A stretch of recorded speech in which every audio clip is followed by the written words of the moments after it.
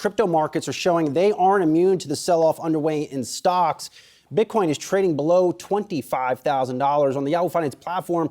Some of the most active ticker pages are Bitcoin, Ethereum, Coinbase, MicroStrategy, Shiba Inu, and Solana. This weekend alone saw $150 billion wiped off the value of the crypto market. And guys, a couple things going on here. One, the selling in the equity markets is starting to feed into the crypto markets. And I love this quote by Joe Basuelos. He put this on LinkedIn, another friend of our show here, saying this morning, look, this is not a systemically important asset here. And that is, I think, a very important consideration to traders right now in the crypto markets. And then secondarily, wow, Binance and Celsius really making some headlines here. Yeah, well, the implication with what he's saying of being not systemically important is that it won't get bailed out, right? Yes. I mean, that's the implication. Correct. So let's talk about Celsius and Binance this morning. Celsius Networks, which is a lending platform using crypto, pausing withdrawals, swaps, and transfers. It cited extreme market conditions. And Alex Mashinsky, who's the head of this, has really been, I mean, there are so many to choose from. He has been one of the loudest and brashest voices, though, when it comes to being a cryptocurrency proponent. And even in the hours leading up to this pause, had been saying there's not going to be a pause. There's never been a pause for Celsius, and then went ahead and did the pause. And the company is saying we're taking this necessary action for the benefit of our entire community in order to stabilize liquidity and operations while we take steps to preserve and protect assets. Binance pausing trading of Bitcoin specifically on its platform, talking about a stuck on-chain transaction. Initially, they said it was only going to last a half hour.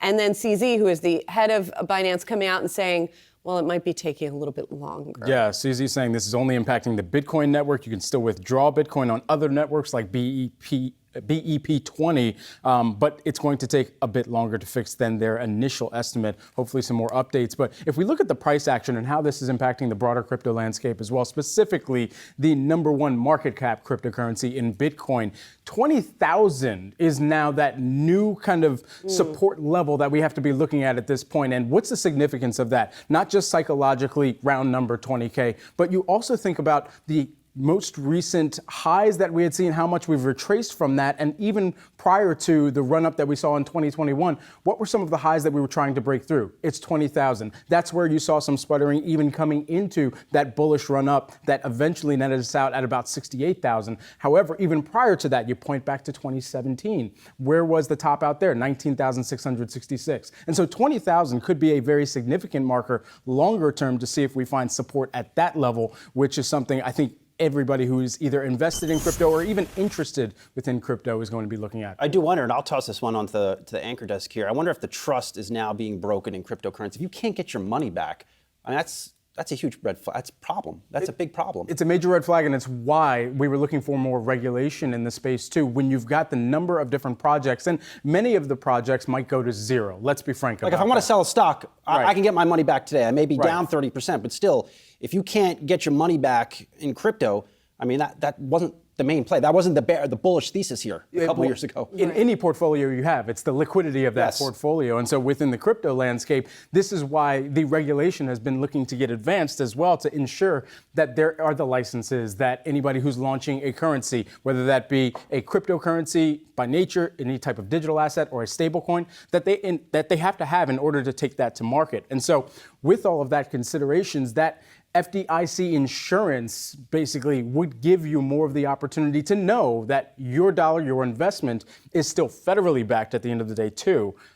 Right, but as far as I can, a couple things here. As far as I can tell, we spoke recently to Senators Lummis and Gillibrand, who introduced legislation on this front. Right. As far as I can tell, nothing in that legislation would have prevented this Celsius situation. I could be wrong, but it doesn't seem like that. There certainly wasn't any kind of FDIC-like backing for crypto as part of that legislation. Right. Maybe there would be in other legislation. So that's the one thing I wanted to mention. Another thing, to your point about whether this damages the credibility of crypto, we have seen sort of the eating away, right, over the past 6 months or so. First, you had the NFT market really falling back, it being exposed that a lot of those projects weren't quite what they appeared to be. They were too good to be true, right?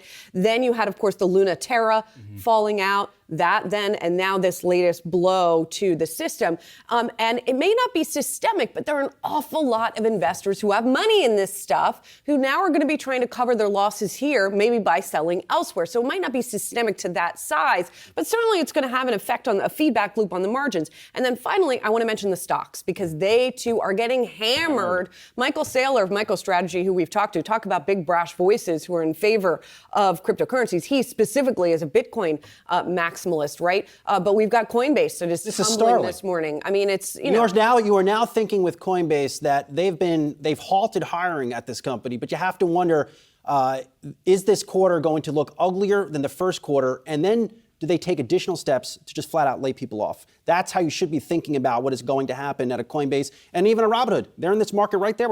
Yeah, exactly. I mean, anything that touches the cryptocurrency world, the Bitcoin world, I mean, MicroStrategy is down 26% this morning.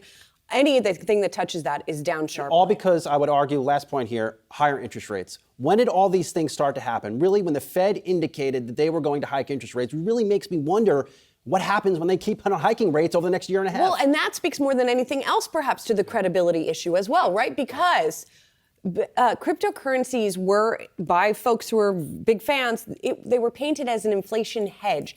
This ain't an inflation hedge. When inflation is going up to the extent that it is, and cryptocurrencies are doing this, it obviously puts to bed that notion that they're an inflation hedge. Dollar Tree, the inflation hedge there, up 10% year to date.